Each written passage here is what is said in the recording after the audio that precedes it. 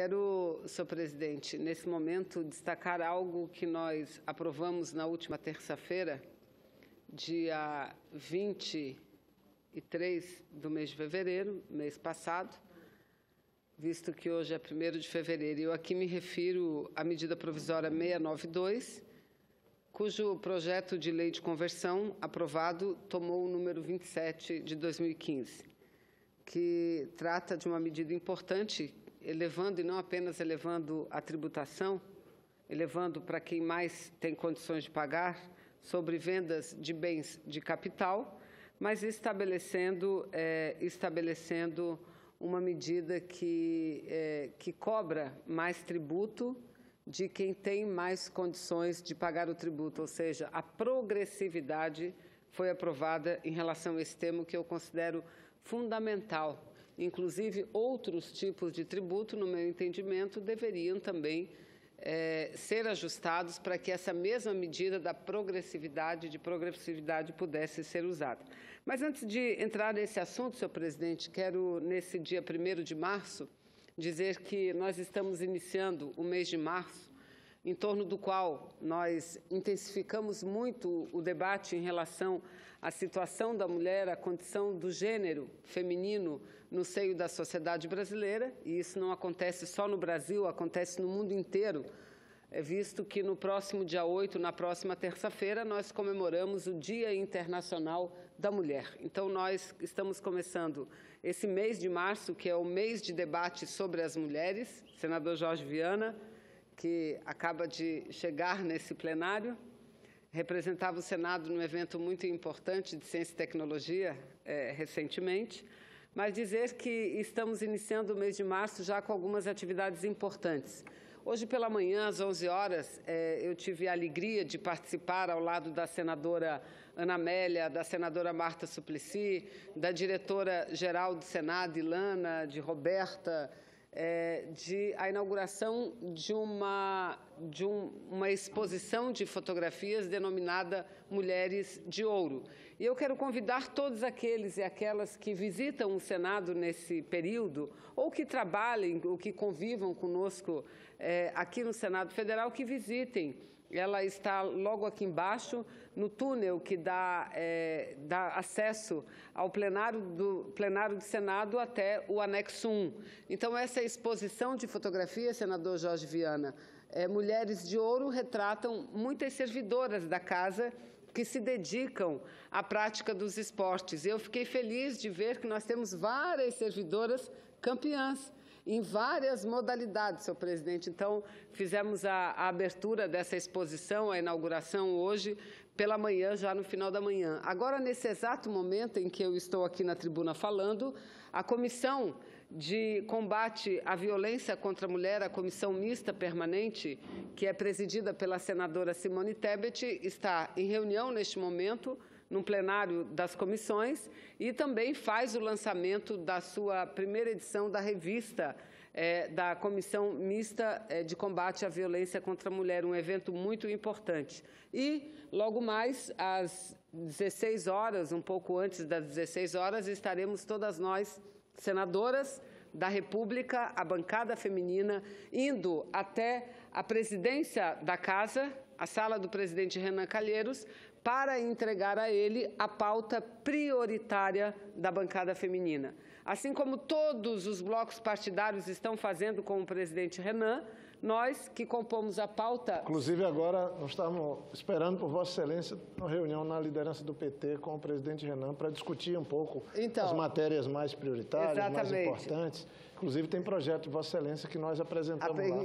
E que faz parte, senador Jorge Viana, também da prioridade da bancada feminina. Então, assim como os blocos, nós que compomos a bancada feminina, que é um bloco suprapartidário, transcende os partidos políticos, nos unimos em torno das bandeiras da igualdade de gênero para que possamos também, durante todo o ano, mas principalmente agora no mês de março, marcar as votações com projetos importantes para as mulheres. Então, são vários os projetos que dialogam com o mundo do trabalho, com a saúde pública, com o combate à violência, projetos não só de autoria de senadoras, mas também projetos de autoria de Senadores e que trata dos direitos das mulheres. Então, logo mais estaremos com o presidente Renan. Mas, senhor presidente, eu aqui agora inicio algumas considerações em relação ao projeto de lei de conversão, número 27, que trata, repito, da elevação e da progressividade dada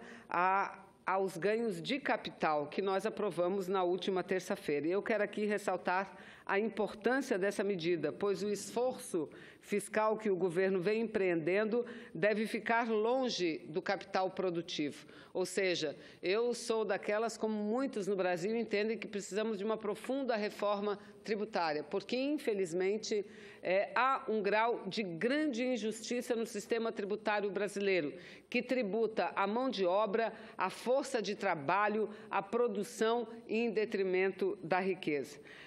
E por isso que eu venho destacar a aprovação dessa medida na última terça-feira, dia 23. O ganho de capital, senhor presidente, é a diferença entre os rendimentos recebidos com a venda de um ativo, como ações ou imóveis, e o custo de sua aquisição.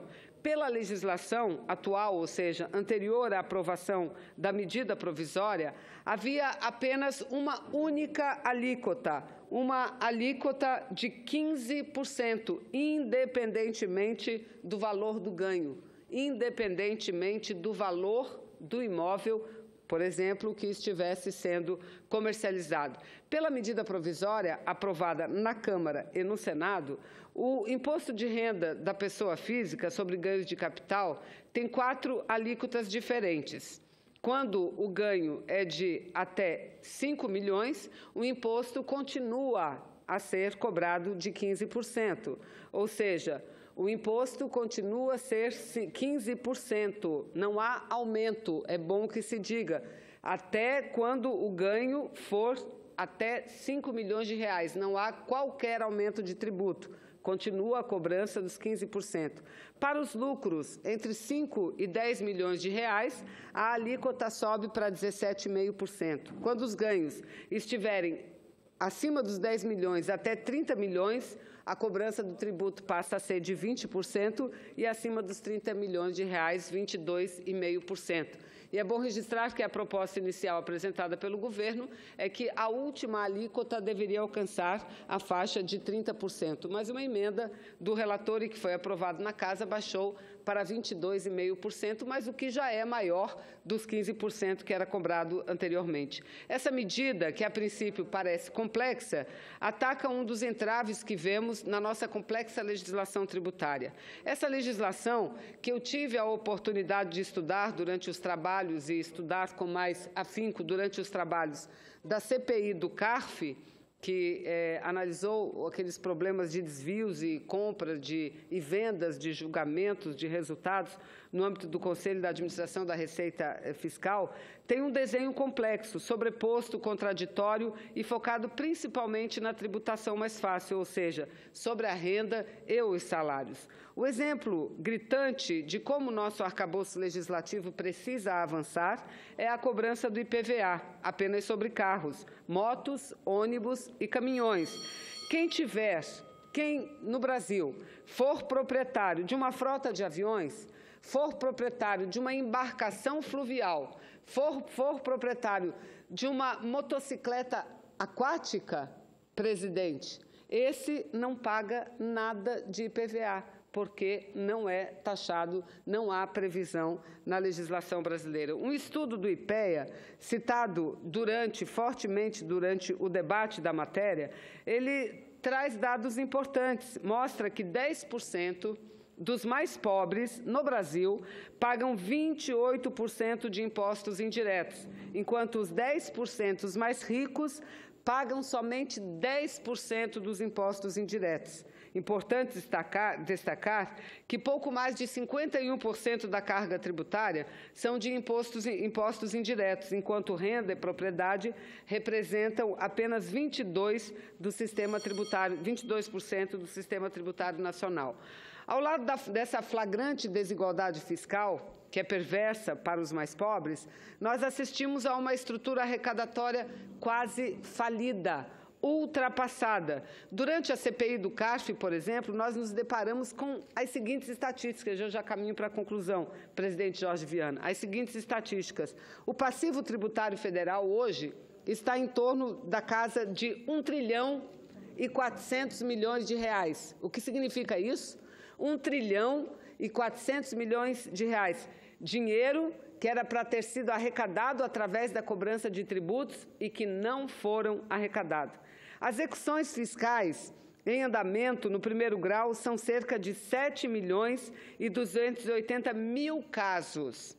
Mais de 7 milhões de casos. Desses processos, apenas 677 foram baixados na Justiça Federal e 1.692 sentenciados no ano de 2013. Ou seja, números muito aquém daquilo que nós necessitaríamos. Esse dado, ou esses dados alarmantes, eles são alimentados pela longuíssima tramitação, que, em média, tramitação dos processos do contencioso, que, em média, varia de 9 anos e 9 meses, ou seja, em torno de 10 anos, resultando em um índice de recuperação de créditos de menos de 2%. Menos de 2%. Mas eu quero,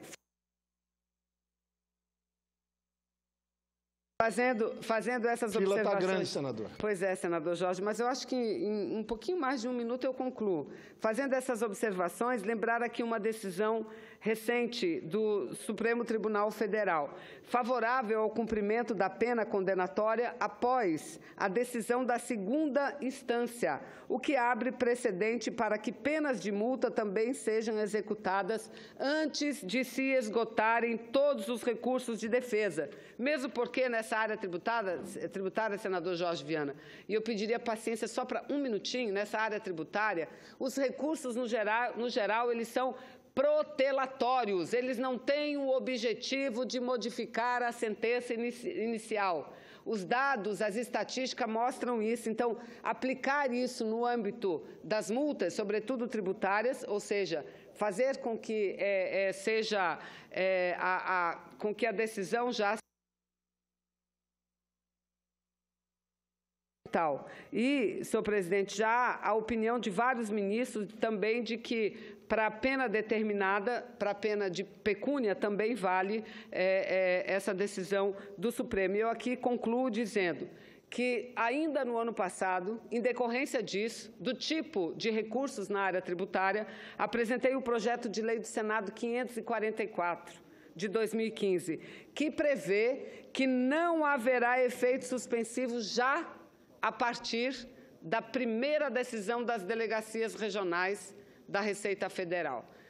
Há necessidade de se recorrer, que se recorra, mas que não se aplique aí o efeito suspensivo, porque assim o Estado brasileiro ganharia muito. Então, é um tema que eu considero fundamental e certamente voltarei, senador Jorge Viana, à tribuna para falar sobre a matéria. Era o que tinha a dizer. Muito obrigada.